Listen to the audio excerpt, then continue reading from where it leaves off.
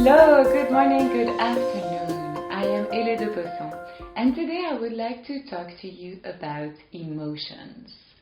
I have created a method to help you unlock your own healing power and help you go through difficult moments and live with more harmony and more happiness. The self-healing spiral is divided in 6 steps. An event is going to trigger a wound that you have, and this wound is going to be visible through emotions. And today I would like to talk to you about emotions. What are emotions? Well, the word emotion comes from the Latin e movere, which means to put you in movement.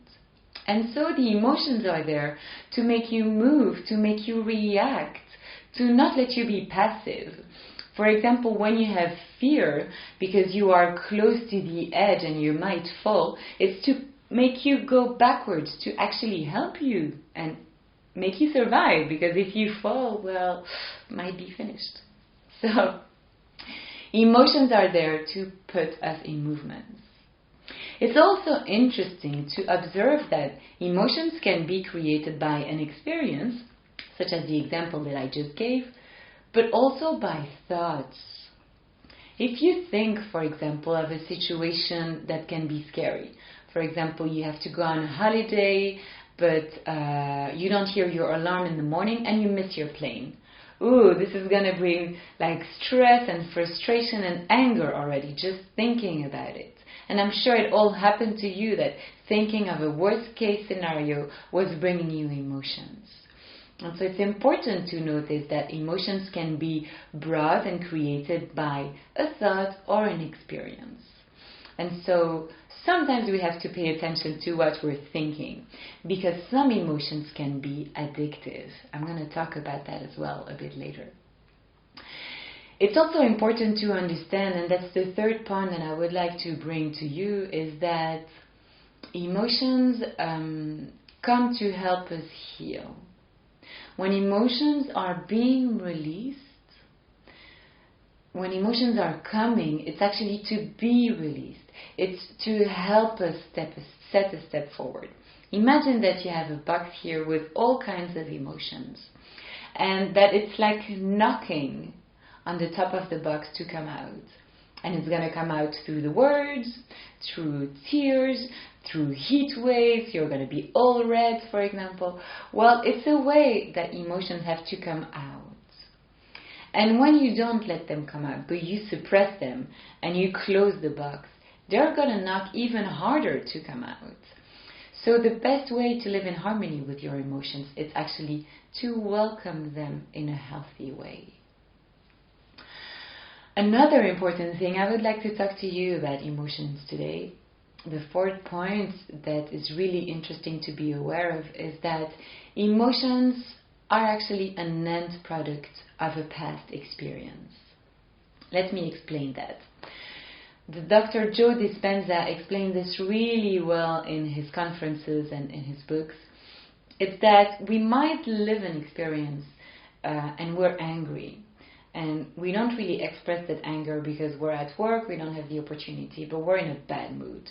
We go home, we stay in the bad mood, we eat, we go to bed. The next morning, we're still in a bad mood and we wake up and we just react with anger to a lot of different events because we have not digested that event that's coming from the past. And so these emotions that we're feeling over and over again can become a mood, but then a trait of your personality, and then it actually becomes your identity because you're feeling it over and over again. You become addicted to some emotions that you are feeling because your thalamus in your brain is helping you to do the same things better and faster. It's thanks to your thalamus that you're learning new languages. And that is great when it comes to good emotions, new habits, and new languages. But it also works for uncomfortable and negative emotions. So we have to make sure to really welcome every emotion that we are feeling in order to release it and not keep it inside of us and actually start to be addicted to it.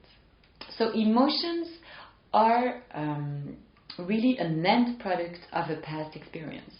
If you find yourself reacting in a really excessive way to a really small situation, it's probably because in the past you have experienced something similar, but you didn't have the opportunity to deal with the emotion then, and it's coming back. This is why we are saying that when we grow older, our personality traits are actually stronger and stronger, and we don't really improve. It's because we are addicted to certain kinds of emotions. And then I would like to finish with something that I find quite valuable to know. The fifth point of this video is that emotions have a message to deliver to you. When you start having conversations with your emotions, you start to understand how you work. And every single emotion has something to tell you. And this is a knowledge that comes from Carla McLaren, and I really advise you to read her books. I'm going to give you more information in the description of this video, The Language of Emotions. She explains really well the different messages of the emotions. For example, sadness. When you are sad, when you feel like crying, it's actually your body helping you heal and helping you release things that don't serve you anymore. The hopes, the expectations, the disappointments, through the tears that are rolling down your cheek, you are releasing them, you are letting them go. So please, when you feel like crying, cry, because this is your body helping you heal and go better. We always feel so relieved after crying. We also feel quite tired because our body is doing some emotional cleaning. When you are angry, it's because you are actually setting boundaries. You're saying no. This is it. It's finished. I'm saying no. When you're angry, it's because you are showing your limits to others, but also to yourself. When you are afraid, fear in its free-flowing state, when it's not excessive and paralyzing you, it's actually a kind of intuition, because fear is helping you survive. Fear is helping you do the right choices. For example, when you're driving and you're looking in the mirror to see if there's a car behind you and you don't want to do a car crash and then you're going right or left, this is a kind of intuition that is based on fear, okay? And I would like to talk a bit more about fear, because fear is an emotion that we all feel.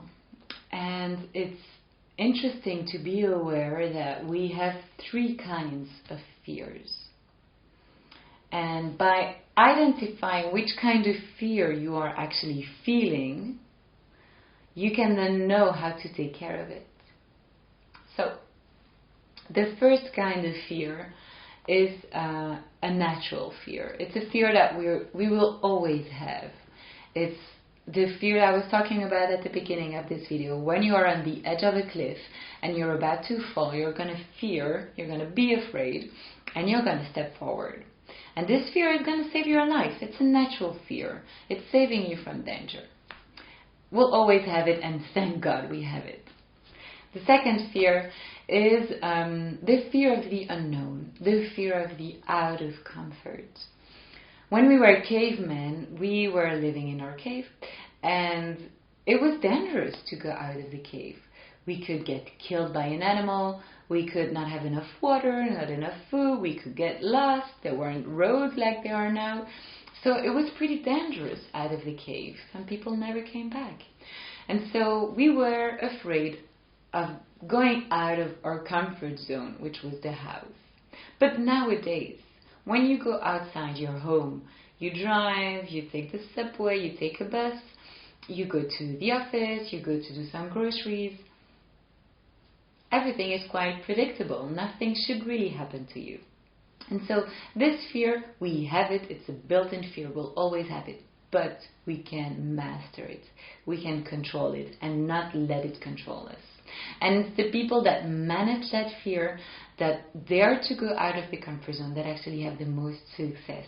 Because nowadays, we can be safe out of our comfort zone.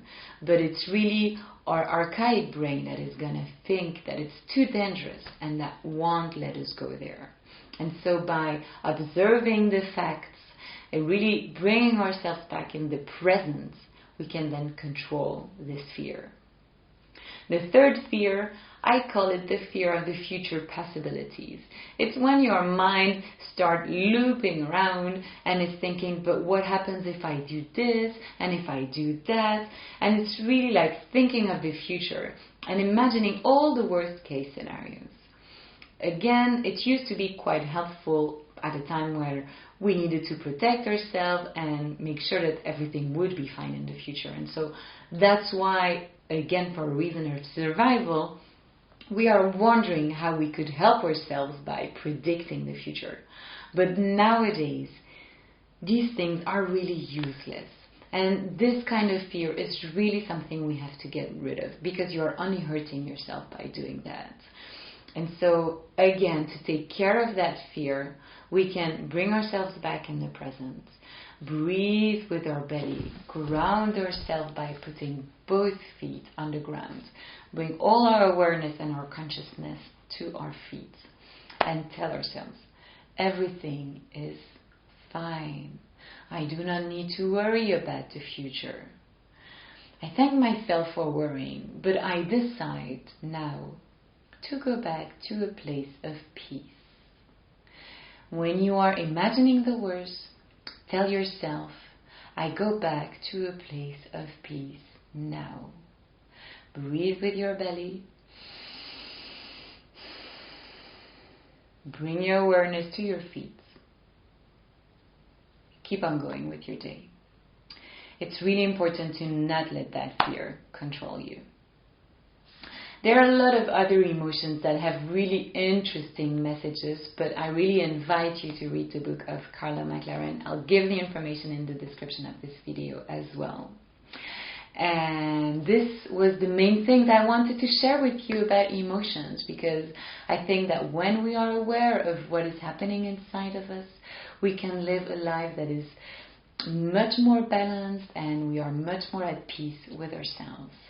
So if you have any questions, let me know, and in the next video I will let you know how you can actually welcome your emotions instead of letting them letting them overwhelm you or suppressing them. Stay tuned and see you there. Goodbye.